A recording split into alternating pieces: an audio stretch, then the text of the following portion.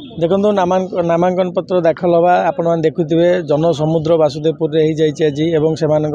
समर्थन से आशीर्वाद को पाथेय कर निर्वाचन लड़बी और आशा रखी से आशीर्वाद मो प्रति रही। बासुदेवपुर निर्वाचन में आपण मैंने समस्ते जानते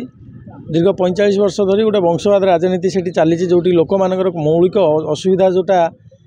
से आपण मैंने देखिपे पोल ठू आरंभ कर रास्ता जाए पानी ठू आरंभ कर हॉस्पिटल जाए कौन सुविधा ना लोक बहुत हैरान होती निष्पेषित होती एथर मनस्थ कर सारी परिवर्तन करने मोदी ग्यारंटी रे काम करने भारतीय जनता पार्टी को बहुल मात्रा भोट देकी जितवाई और से पाथेय करके लड़ू। देखो घरे घरे पहुँचा पड़ो लोक मान पाखे पहुँचा पड़ो बूथ स्तर में वार्ड स्तर में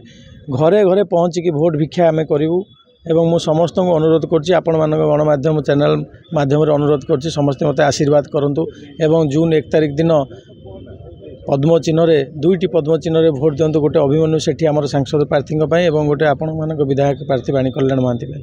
hello plus 2 examinees IAS officer हेबा को चाहते कि तेबे टीएससी गुरुकुल जोग दियंतु +3 टीचिंग सह बाजीराव आईएएस एकेडमी द्वारा कोचिंग पांतु। कॉल 9438782020।